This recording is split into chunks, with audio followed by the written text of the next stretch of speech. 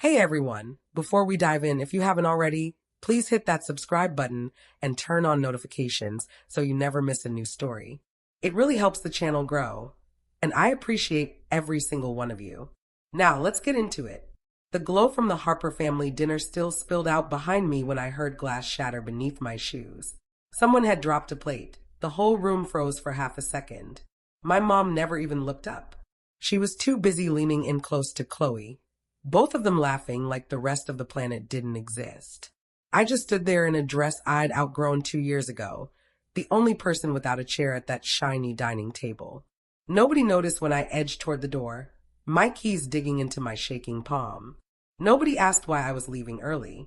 They wouldn't find out until much later what happened on that rainy stretch of highway, or who ended up signing the forms they wouldn't touch.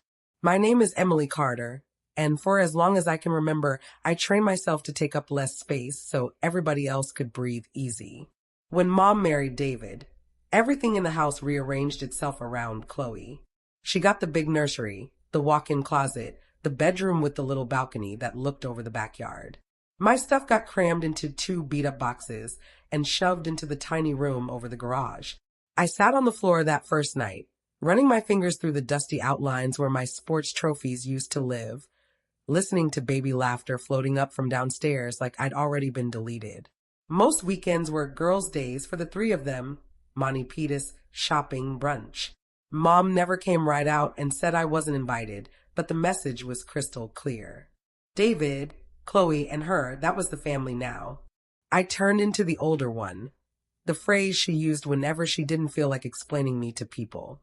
At parties, she'd wave a hand in my general direction without even turning around. I got really good at smiling, nodding, and stepping out of the photo before the flash went off. It was all the tiny things that carved the deepest. Like the afternoon Chloe spilled grape juice all over the white rug, and I got yelled at for not watching her close enough. Or my birthday when I came downstairs and found Chloe ripping open a mountain of presents while the single card with my name on it sat forgotten at the end of the table. Or the day I brought home my honor roll certificate, set it proudly on the kitchen counter, and found it hours later crumpled in the trash under greasy pizza boxes. I tried to keep the peace. I kept my room spotless, stayed quiet, finished every chore before anyone had to ask. But no amount of quiet keeps you from disappearing. The house itself kept reminding me where I belonged, among the forgotten invitations, the spare keys, the bedroom door that never got locked because privacy apparently wasn't something I rated. Grandpa James was the only thing that never moved.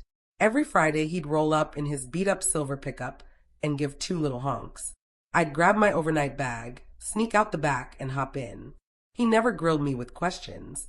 He'd just crank the windows down and drive toward the ocean, letting the salty wind scrub the whole week off my skin. In his little blue house, nothing ever shifted. My name was always safe there. Looking back, all those small, silent wounds were training me for the night everything finally broke. They taught me nobody was coming to save me. They taught me how to vanish without a trace. It was supposed to be just another family get-together, everybody grinning too big, and pretending the past was ancient history.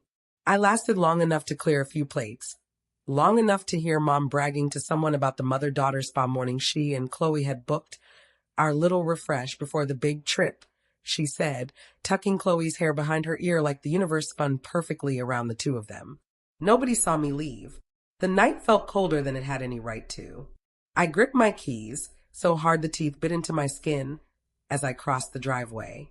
Mom's voice drifted after me for a second, something about resort reservations and new bikinis, then the rain swallowed it. The storm hit hard and fast. Rain pounded the windshield, turning the highway into a mess of smeared lights. The wiper screamed, barely keeping up. One hand death gripped the wheel, the other pressed hard against my knee. Just stay awake, I told myself. Just get home. I never saw the other car. Headlights flared. Tires screeched. Metal twisted. The world flipped violent and sudden, then went black. Just smoke, blood, and distant shouting. I caught pieces. Someone screaming for help. Someone else yelling. She's still breathing. Cold hands on my face, straps cinching tight. Motion I couldn't fight. Then hospital lights so bright they burned straight through my skull. A doctor's voice cut through the haze. We're taking her into emergency surgery. A nurse held a phone to my ear, her hand shaking. Ma'am, we need consent right now. Your daughter is critical. On the screen, Mom was stretched out on a spa table, green mask smeared across her face, soft music playing. Chloe lounged next to her, earbuds in, scrolling. Mom sighed like the call was the world's worst timing. She waved a lazy hand and said, "If she doesn't move, just let me know later. We're in the middle of something." And that was it. In one bored sentence, I finally knew exactly where I ranked. I don't remember being wheeled into the OR. I don't remember the first night. What I do remember is waking up to a different kind of quiet, the steady beep of machines and sharp antiseptic smell. My throat felt like fire. Every inch of me was heavy with pain. A nurse adjusted my four, then held up a small dry erase board so I could see the words scrawled in big black marker. Legal guardian, James Brooks. For a second I couldn't breathe, not from the tubes, but from pure shock. Grandpa wasn't even supposed to know yet. But somehow he'd answered. Somehow he was already there. He sat beside my bed all night, hands clasped, eyes locked on the rise and fall of my chest. When I blinked awake again hours later, he hadn't moved. Same flannel shirt, same faint smell of ocean clinging to him. He didn't say much, just little things about the tide, or the neighbor's dog digging up his tomatoes again. It didn't matter what he said. What mattered was that he never left. Mom never came. Not day 1, not day 2, not day 4. On the 4th morning, Grandpa stepped into the hall to talk to someone. I heard murmured voices, papers rustling. When he came back, he set a plain folder on the rolling table, a single blue tab sticking out the top. "Rest, kiddo," he said softly. "I've got the rest handled." I didn't ask what the rest was. I didn't need to. While I slept off the meds, he worked. While I cried through physical therapy, he sat in little conference rooms with lawyers. Medical records, phone logs, time stamps, nurse statements. He collected every scrap of proof the hospital had from the second they rolled me in. Every page was dated, signed, undeniable. He never trash-talked my mom. He just moved through each step calm and methodical, the way he'd spent 70 years fixing boats and outsmarting storms. When I was finally strong enough to sit up, he wheeled the table over and laid a neat stack of paperwork in front of me, organized, labeled, quietly devastating. "You never have to read a single page," he told me. "I just want you to know it's finished." I traced the edges with trembling fingers and nodded while tears blurred everything. Therapy was brutal. Every tiny movement felt like betrayal from my own body. But Grandpa parked himself in the corner every session, pretending to read fishing magazines while secretly counting every rep I managed. His steady presence kept me tethered when I felt like I was floating away from myself. The nurses started greeting him by name. One taped a little reserved for Grandpa James sign to his usual chair. He chuckled, but he never sat anywhere else. Discharge day. He wouldn't let me take a single step on my own. He lifted me into the passenger seat of his truck, like I weighed nothing, and tucked a quilt around my legs. The drive to his house smelled like salt and freedom. That first night on his porch, wrapped in one of his old cable knit sweaters, my phone lit up with Mom's name. 10 rings. 20. I hit decline. No explanation. No apology. No second chances. Just the soft click of a closed door. Some cuts you finally get to make yourself. The days after felt like stepping into sunlight after years underground. Nothing dramatic happened, but everything mattered. Grandpa cooked. I healed. And quietly in the background, that blue tab folder kept growing. One morning I spotted it on the kitchen counter. Thick, official, waiting. It wasn't revenge. It wasn't even anger anymore. It was a line in the sand. And for the first time, I was the one drawing it. The courthouse looked ordinary from the outside. Just tired red brick and cloudy windows. Inside, every footstep echoed. Grandpa walked half a step behind me, close enough to catch me if I wobbled, far enough that I still felt like I was doing it on my own. Mom, Lorraine, was already seated when we walked in. She wore a stiff navy blazer that didn't quite fit, hair scraped back so tight it pulled her face strange. Chloe sat beside her, arms crossed, none of her usual sparkle left. David wasn't there. I wasn't surprised. I didn't look at them. I kept my eyes on the table in front of me, on the blue folder Grandpa set down like it weighed 1,000 pounds. The judge entered. We rose. Then it started. The hospital lawyer went first. Dates, times, documents laid out cold and clear. Medical staff statements were read aloud.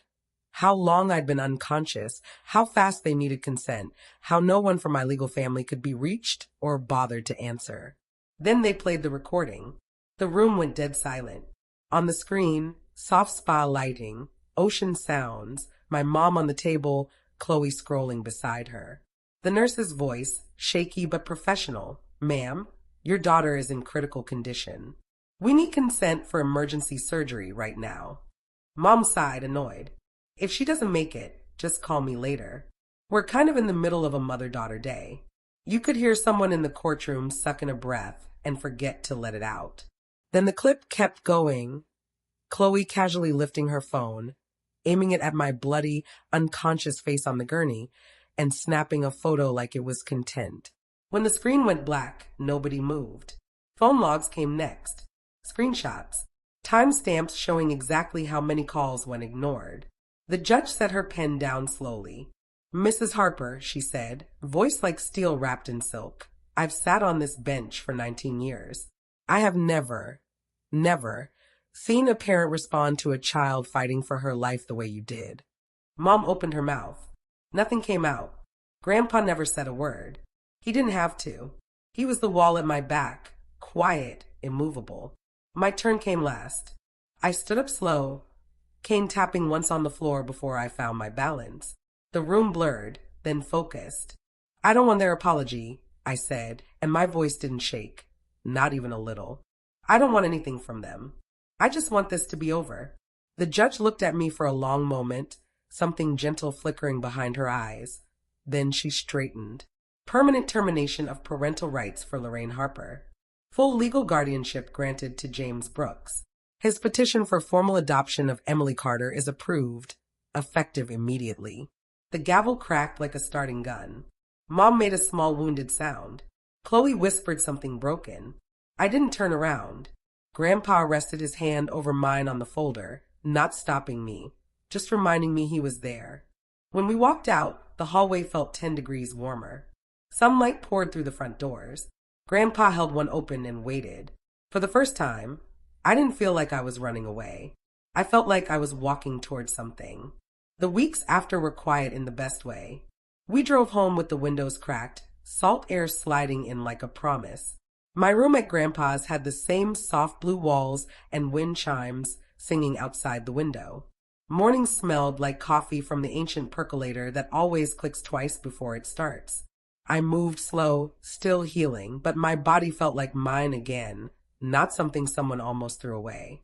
Therapy changed too. It wasn't about surviving anymore. It was about remembering what safe feels like.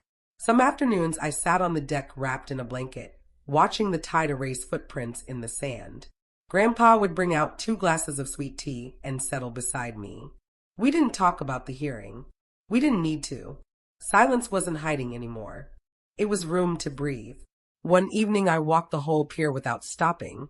No cane, no pauses, just the steady hush of waves underneath. At the end, the sun melted into the water, turning everything gold. I stood there letting the rhythm of the ocean untie the last knot inside my chest. Freedom doesn't crash like a wave. It slips in quiet, steady, and stays. I never went back to that old house. Never went looking for the girl who waited to be chosen. Life moves different when nobody's trying to shrink you anymore. Some nights Grandpa and I sit on the porch swing, the chains creaking soft, salt wind wrapping around us. The world feels bigger now, not because anything huge happened, but because nothing's being taken from me anymore. Family can break your heart 6 ways to Sunday, but in the end, you get to decide who's lucky enough to stay.